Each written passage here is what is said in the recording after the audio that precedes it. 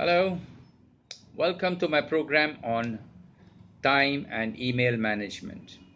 My name is Bob Seshadri. Let's start with time management. How often have you heard this answer to a query on work progress? Why haven't you completed this job? Oh, I'm sorry, I had so many things to do, I just couldn't finish this. Or I couldn't even call because I was snowed under, or any such excuse on not having the time. Most of us have gone through this situation sometime or the other in our working life. Managing time can be done by a systematic planning process. We need to understand that planning is a process. Many people become so caught up in activities and deadlines that they claim there is no time even to plan. Yet, planning is the best way to create your own future. Once you start the planning process, you'll find that each day will have more meaning. If your days are dictated by the activity, you're likely to have a very large value gap. That is a feeling of unhappiness or incompletion in spite of all the things you get done, like not being able to spend quality time with the family, like arriving home late to find that the child has gone to sleep. So, if your days are dictated by your activity alone, you'll find that you'll have very little time for your personal life, which is also very, very important. The trick is to sort out the important and the urgent ones that hit our mental or physical desk. We have to prioritize an action for each one of them. This comes out of practice or common sense, but must be developed preferably from the beginning of your career. Otherwise, your efficiency will be badly affected. A manager is judged by his or her ability to manage people and their happenings. For this, managers must first learn to manage their own time. Excuse me. All of us have only 24 hours in a day. Yet some manage to achieve what they need to within those 8 hours. Whereas you find many people who have just been busy slogging the whole day and night with subminimal results to show at the end of the day. So we must learn to distinguish the important from the urgent. At the first glance, everything in your in tray, either physical or mental, looks urgent. But on reflection, you will find many of them can evade attention. Plan for business and personal matters together.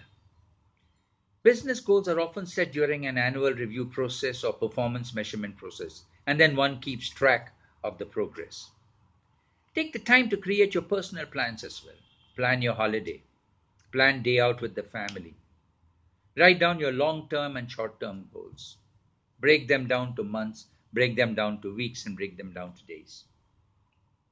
Create S.M.A.R.T goals. S stands for being specific. It's like saying, I will complete the economic environment part of the marketing plan. It's like just not, I'll complete the marketing plan. No, be specific. I'll complete this portion of the marketing plan. It has to be measurable. Whatever task you should be doing, it should be measurable. Like the economic environment plan is one part of the marketing plan, so it can measure it. Out of 4 parts, this is one part. It has to be attainable. It must be reasonably attainable. Use your common sense. It has to be relevant. The task that you need to complete must be closely connected to what is being done at your workplace or at home. And it has to be trackable, where you can keep track of the progress of the work that you're doing. Put them in writing. That's what most of us don't do. Have a place to keep your goals, and you'll have to document the progress towards them. Take your time each month to see the results against each goal, and then review the goals, creating relevant appointments and tasks to support them.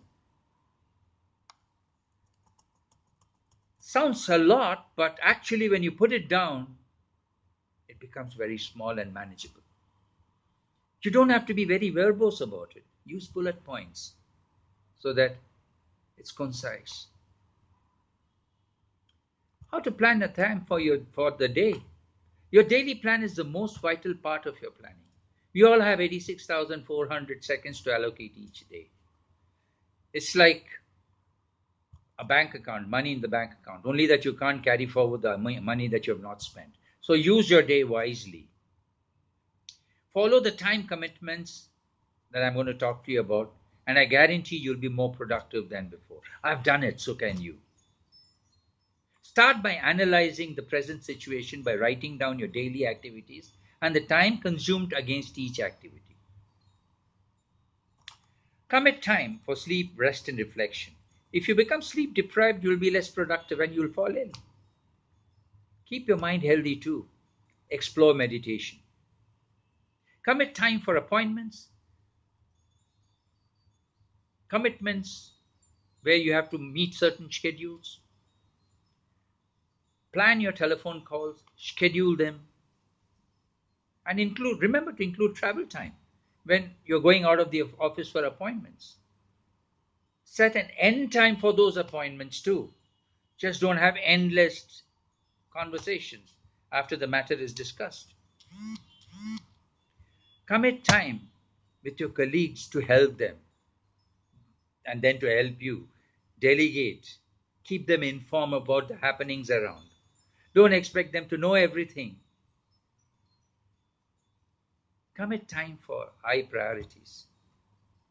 Treat this time like you would with an important appointment or an important client. Remember the 80-20 rule? Recognize the 20% of the activities which give 80% of results. Commit specific time for email and don't let your emails plan your day. We'll talk more on that subject. Commit for time for lunch and an energy break. Always take energy breaks and refill intelligently. Commit time to stay healthy and fit. Make an appointment with yourself for a walk, a run, or a game of tennis, or at least one exercise period every day. Make it a habit to review your tasks on a daily basis. Commit 10 to 15 minutes to plan the next day. Record what went well at the end of the day. Thank people who helped you to achieve those results in your day. Do this before you leave your workplace. It's a stress relief to go home with a plan rather than with thoughts cycling around in your head. Commit time for learning something new, like you're doing now. Become a lifelong learner. It will keep your mind fit for a long haul. Commit time for your family, friends, and community.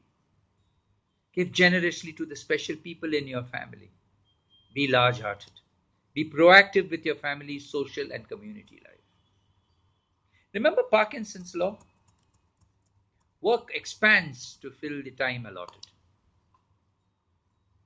Schedule an hour for unprepared events. Identify your time wasters. Schedule an hour of your day when you cannot be disturbed. Implement your schedule and evaluate your schedule from time to time. Post your goals where you can see them. Most of it is hidden in your diary or in your to-do list. I'll talk a little bit more on the time wasters. Keep a note of the time wasted, especially by time wasters. The research states that office workers are interrupted every 8 minutes, and the impact of an interruption is 2 to 3 times its duration. So 1 hour of interrupted time equals 3 to 4 hours of productive time. Even if you're disturbed for 15 minutes, 15 minutes times 4, that much time is lost. Now for now. Someone comes to you, you would have seen it. Someone comes to talk to you while you're at work and he talks to you for 10 minutes. That's it. You're lost for about 30 minutes. Now, let's talk about managing the email tsunami. You're probably drowning in an email deluge for most of the day. Here are a few pointers how to keep your head above water. Do not use your inbox as a default screen. You don't want to be greeted by your inbox first thing in the morning when you wake up. No. Clear your inbox every day. Don't use it as a fishing net for all that you need to at work. Schedule 4 times in a day to process mails.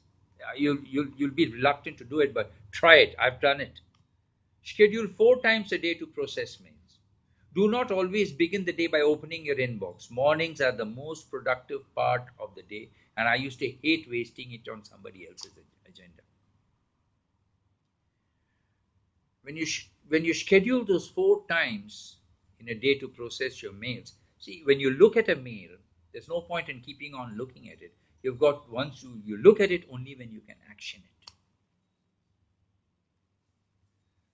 More on it later. Remember, read items once, answer, delete or move them to project specific folders. Convert your emails to tasks, appointments, contacts. Be creative. I learned to drag and drop, and that saved me endless hours. Create your own storage systems. Create custom folders to store your mails as you read them. Make sure your folder list is visible. Set up rules in your inbox that will automatically file, delete, highlight, forward, or prioritize incoming and outgoing mails. Set up rules with your team to give you or the recipient a heads up, like on the subject area, write AR, action required. Send very few group mails. Get off distribution lists where there is no value additions. Request team members not to CC you on mails that do not add value.